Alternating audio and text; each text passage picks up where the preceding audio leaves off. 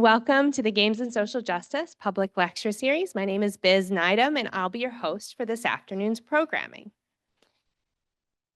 I'd like to begin by acknowledging that we're meeting in person on UBC's Point Grey campus, which is located on the traditional, ancestral, and unceded territory of the Musqueam people. This programming today was very much inspired by my work in Indigenous studies, and in particular, Greg's work as it relates to issues of decolonization and analog game studies. It started me on a journey, and so this is really exciting to be coming back full circle, to be inviting you to UBC to talk about critical board game modification, mentioning some of the work you did with Catan, but also introducing us to strategies that will help my students and our listeners in thinking about how to break and remake board games. Today's programming is embedded in my fourth year Bachelor of Media Studies seminar and sponsored by the Popular Media for Social Change Research Excellence Cluster, otherwise known as the Pop Culture Cluster. The Pop Culture Cluster serves as an interdisciplinary and transdisciplinary hub for the evaluation of popular media and its impact in higher education and beyond, and seeks to identify the role of popular culture in illuminating and catalyzing social and political change. This particular presentation is also part of the Ziegler Lecture Series in the Department for Central, Eastern, and Northern European Studies, and we're grateful for their financial support. Alongside our speaker today, we have commissioned a local artist. Sarah draws a crowd to live draw the events and provide a graphic recording of our time together. Her drawings will be projected in real time when possible, and then will be compiled at the end of the series and hosted on our website as another form of documentation. So it's my pleasure to introduce our speaker today. Greg Loring-Albright is an assistant professor of German, that's me, Games, Media, and Culture at Harrisburg University of Science and Technology. His dissertation analyzed analog games and their digital adaptations, and his research areas include analog games, fandom, and game design for social change. In addition to teaching and researching, he designs board games, including Ahoy from 2022, Bloc by Bloc Uprising from 2022, and Keep the Faith from 2024, and the official board game adaptation of The People's History of the United States, which is still forthcoming. Thank you so much for joining us today. I'm thrilled that you're here to talk about your work and also help support our students in doing some of their work. So thank you so much. I'll leave it to you. Thank you for having me. Thank you. Still there. Oh, perfect. Wonderful. Hello. Yes, the title is here. Welcome, welcome. We are here to talk about critical board game modification, subtitled Changing Games to Change the World. I am Greg Loring-Albright, as you can see. So before we really dig in, and I ask you some questions, so be prepared, get ready to answer questions. I have to briefly set the scope, because which games and how are we going to change the world? So I'm going to be focusing on hobby board games. Is that a term that makes sense? Raise your hand if you know what hobby board games means. Do you know what board games means?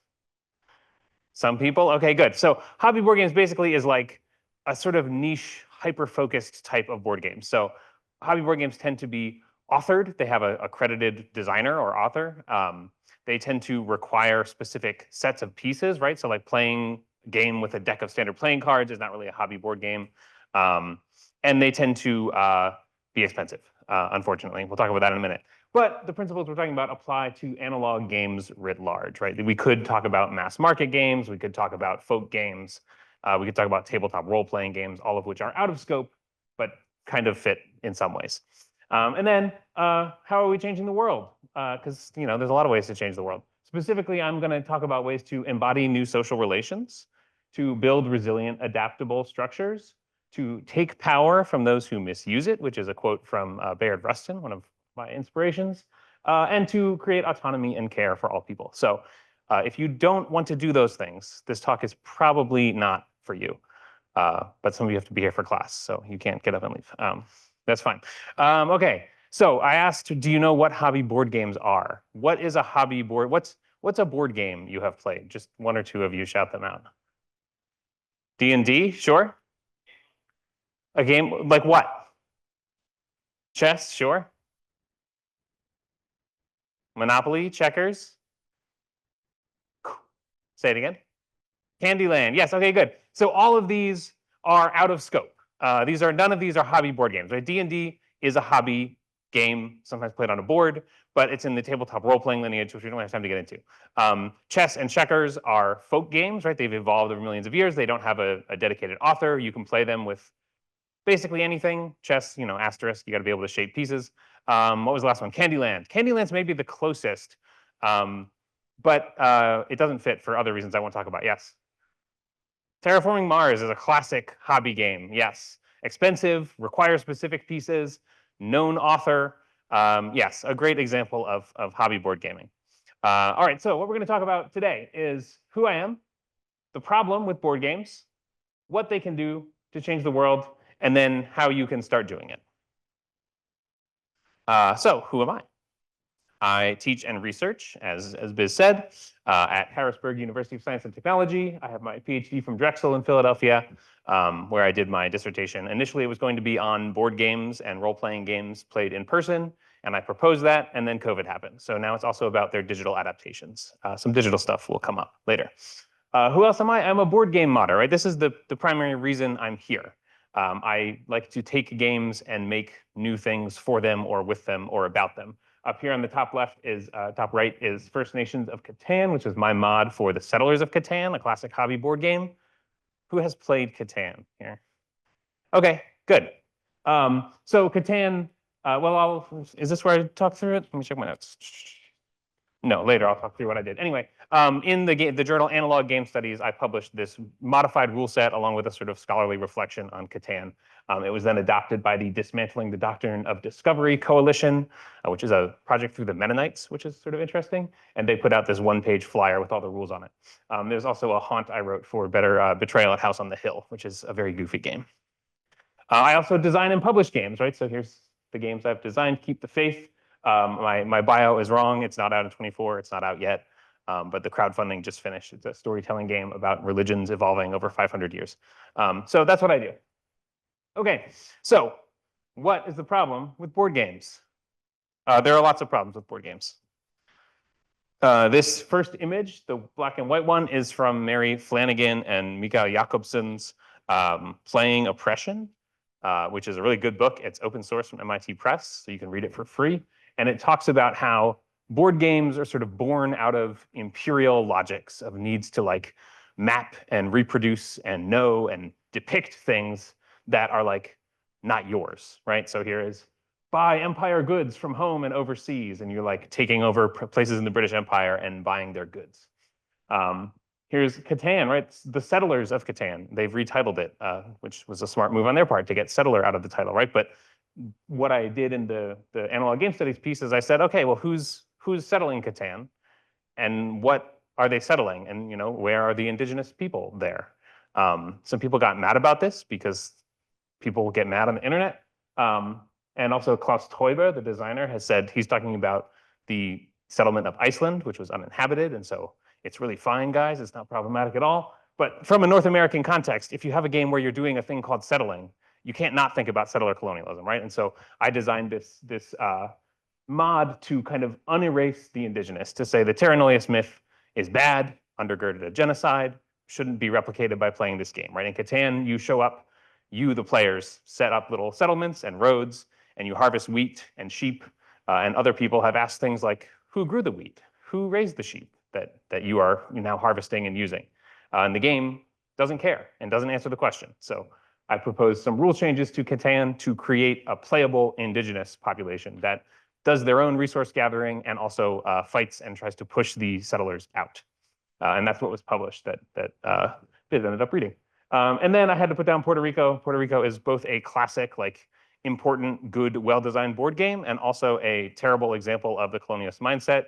A big part of the game is staffing your plantations with workers, which are brown discs that come off of a ship. So it's not great. And there's a whole other stories about Puerto Rico, including some recent attempts to kind of deal with this history that had mixed results that I don't have time to go into. But look up Puerto Rico and Puerto Rico 1897 if you're interested in that story. Okay, so board games are problematic, right? From their past of kind of imperialism, depicting, mapping, putting power over. to their present, right? These two are not really the present. They're from the 90s. So these are kind of like the or texts of hobby board gaming. If someone's a big hobby board gamer, you will often hear them say, and they're my age, right? You'll often hear them say like, oh yeah, Catan and Puerto Rico were how I got into the hobby. And it's like, oh no, look what you were doing. So board games are problematic. They're also problematic for other reasons, right? Plenty of people have talked about these depictions and these mechanical problems. But board games are also trouble because they require a lot of their players, right? They require literacy in a high degree, right? You often have to read and comprehend complex sentences. Some of my favorite board game friends to play games with are lawyers. They require a lot of attention, right? You have to be able to sit and focus for a few hours at a time, which is a problem for me as a parent of young children. You need to have time to sit down and play, which means you're not, working your second job or, driving Uber or whatever. You need to have money to buy the games or pay to play at a board game cafe. And you need to have, as I put by demonstrating with this picture, space to store them, right? They're huge. This picture on the right here is someone's check out my collection picture online.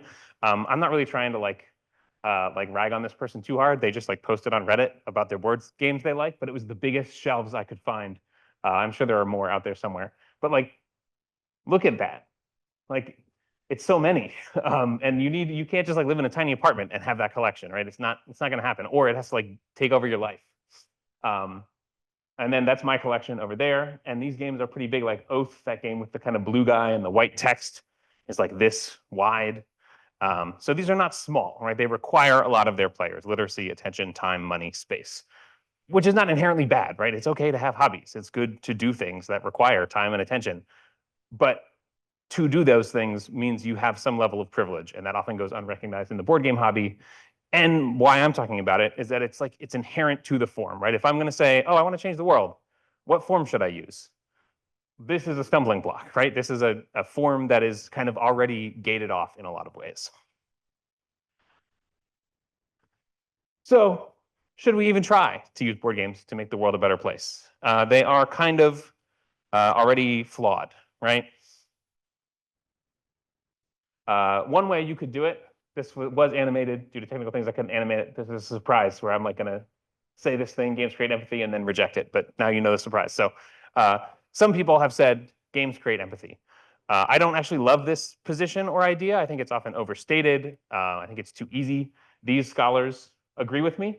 There's a common thread in queer studies in particular. It's kind of anti-empathy. Not anti-empathy as a thing you do as a person, but anti-empathy as a thing that is produced by representational media.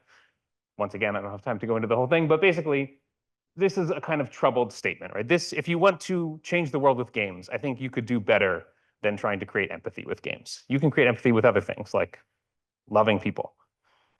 Games gather people together in person. This I like. This is good, right? To play a board game, you literally have to be around a table or a bed or the floor with other people in your house. Asterisk, you could do it online, right? There are ways to play board games online, board game arena, tabletop simulator, etc. Some of those you do still have to gather, right? Like on a voice or a video call, and that's kind of a kind of gathering. Some of them you can play asynchronously, where it's I take a turn, pings the next person, they take a turn, pings the next person. So that's not really what I'm talking about. But in general, right, in their sort of prototypical example form, a board game is something you do around a table with other people. And I think that's one of their strengths. And then lastly, games make systems legible. I'm drawing very heavily on this book, Cardboard Ghosts by Amabel Holland. Really great book. Amabel's a games designer who makes all kinds of weird complementary games. And this book basically says, because to play a board game, you have to understand its rules, then you understand what the board game is modeling, right? If I make a game about, I don't know, getting into college, right? And balancing your extracurriculars and your grades and your friends and your application letters, and someone who has not gotten into college plays that game, they can understand the system, right? I'm saying something different from they can empathize with someone who has applied to college. I'm saying they can think about, oh, now I know what it means to balance spending time at soccer practice versus spending time studying for math. And video games can model systems too, but part of what Amabel says in this book is you have to do it, right? A computer doesn't move the pieces for you. You have to say, oh shoot, I went to soccer practice, so I increase my extracurriculars by 3 or whatever. You do that, or someone else at the table sitting with you does that. And so now You understand the system. Maybe not fully, maybe not correctly, right? Maybe the designer has modeled the system improperly, but at least board games can do that. If you could design a game that modeled the system well, then people who played the game would understand the system. I like this a lot. Excuse me. And then finally, board games afford modding and making, right? By this same principle, because they're analog, because you set them on the table, you don't need to learn software to mod them, right? I have a student who mods Doom levels, and she's very cool and she's very good at it. And she showed me the modding program, and I was like, I don't know. I'm not going anywhere near that, right? But if you set a board game in front of me, I can say, oh, what if we put that piece over here next time? Or what if we drew 2 cards instead of 1? Right? Board games inherently afford this because they are physically operable. All of the computational level occurs with physical objects that someone can just grab and mess with. You may have enacted a house rule in Uno or put the free parking money in Monopoly, right? This is an example of this. Don't forget TTRPGs. I always forget TTRPGs, so I put that there. They also are really good at this, right? Playing a tabletop role-playing game, GMing in particular, is a kind of game design, right? You are setting up systems for your players to encounter, or if you're in like a GM-less game, you are collaboratively saying, here's what we want to represent, and here's how we'll use the rules of this game to represent it. Yeah, so that's another strength. So why should we use board games to try and change the world? Because gathering people together, talking about systems, and modding and making are good for the world. So that's the end of the theory. My students love when I say it. Like, yes, now we're going to get to do something. How can we start? I include here the anarchist aphorism, simply begin. How should you do something? You should just do it. What if I don't know how to do it? You'll learn by doing it. What if I'm bad at it? It's okay to be bad at things. No one's going to judge you. You should just do it. You should represent the hidden, right? So this is the Catan example, right? The indigenous had been hidden, and I wanted to make them appear and say, oh, look, this was erased from the world. So you can do that with board games. You can incentivize non-domination. I haven't talked a lot about this, but a lot of board games are about winning. This is a fairly like obvious thing to say, right? People are like, yes, of course, right? Why do you need to say this out loud? But there are ways to make games that aren't about winning or that are about winning altogether. In fact, right, the D&D example came up. How do you win D&D? Right? You can't. You could say, I won the campaign by killing Strahd or whatever. But there's a different thing at play. You don't play D&D to win per se. There's some people, Zoe Allred and the people at Lunar Punk Games are doing a lot of really interesting writing right now about, what do they call them? Not victorless, like non-ranked or non-hierarchical game design, where you play games in a way that you are trying to accomplish a goal and other people are trying to accomplish a goal, and those goals may or may not be at odds with one another, and they may or may not be ranked in terms of difficulty or priority or whatever. Very interesting stuff. I'm thinking a lot about this. I'm working on a game that has that model right now. And then lastly, new distribution models, right? To deal with the space problem. This is something that at least US-based game designers are thinking a lot about right now with tariffs and global trade being up in the air basically since COVID, right? Is like, these big games are expensive to make and ship, and they're only getting more expensive to make and ship. How can we create games that are smaller, that are distributable digitally, that are like basically just paper? So any of these 3 things are good ways to intervene in the board game space. How do you do it? Well, you find a game that you like, and it should be a game you like because you're going to spend a lot of time with it. You shouldn't hate mod a board game because you'll either come to love it or you'll stop doing it. That has a problem, right? So again, Catan. I liked playing Catan. I felt weird about it, and so I wanted to change it. Find a game you like that has a problem. Isolate the problem. The Catan replicates the Terra Nullius myth. I feel bad about that. I want to change that. Let's make the invisible visible. Isolate the problem, brainstorm solutions, gather people to try it, put it on the table, say, let's play it, take their feedback, change the design, gather people to try it, take their feedback, change the design, gather people to try it, et cetera, et cetera, et cetera, right? This is the iterative loop. This is what game design is. When I say take their feedback, sometimes people say, okay, that means everything a playtester says to me I need to do. No, that's wrong. Take their feedback means you could have a whole talk on this, and there's my whole books on this, right? But basically, you need to understand your design intent You need to understand what the problem is that you're trying to solve and how you're going to solve it, so that when people say, oh, you should change it, you can say, thank you for your feedback, and then ignore them because they've suggested something that is not actually in line with your design goals, right? Or maybe they suggested something great and you're like, yes, I will change that. This happened to me recently, right? But you have to be able to receive feedback in order to act on it or discard it. Once you're doing this, you're a game designer. So how should you get started? Start with what you know, right? Again, I modded Catan, not because I have an indigenous background, right? I don't, I'm a white guy. But I started with what I knew, which was my discomfort with the cultural narrative that this game was perpetuating. And I said, let me start from there, right? Start with what you know. Start small. My intent with Catan was to take the pieces in the game box and not have to add anything, because I know if people are going to start doing something, they want to just get it off the box and start doing it. I broke that rule one time. There's one piece you have to add, but it can be literally anything as long as it fits on the Catan board. So start small. Don't remake the entire system, right? Pick a part of the game and intervene in it. Start with people you know. It's hard to show your stuff to people you don't know, so show it to your friends and family. And start soon, because you're going to forget that this talk happened. You're going to get busy with stuff. In fact, we're going to start very soon. I also have a reading list here. Cardboard Ghost was up there. I showed an image from Playing Oppression. Repairing Play, I didn't actually mention this book. I mentioned it in an earlier version of this talk, but I wanted to leave it here because it's great. It's also an open access book from MIT Press. Aaron Trammell, who's a great scholar of games and play, talks about who gets to play and who gets played with, right? In terms of like the subject and the object, thinking about like the subaltern, race, indigeneity, et cetera, et cetera. It's a really good book. And then these two are not games books, but they're also wonderful. So, trying something new, working outside the profit motive, criticizing the status quo are good for the world. And you can do those things using board games as your medium.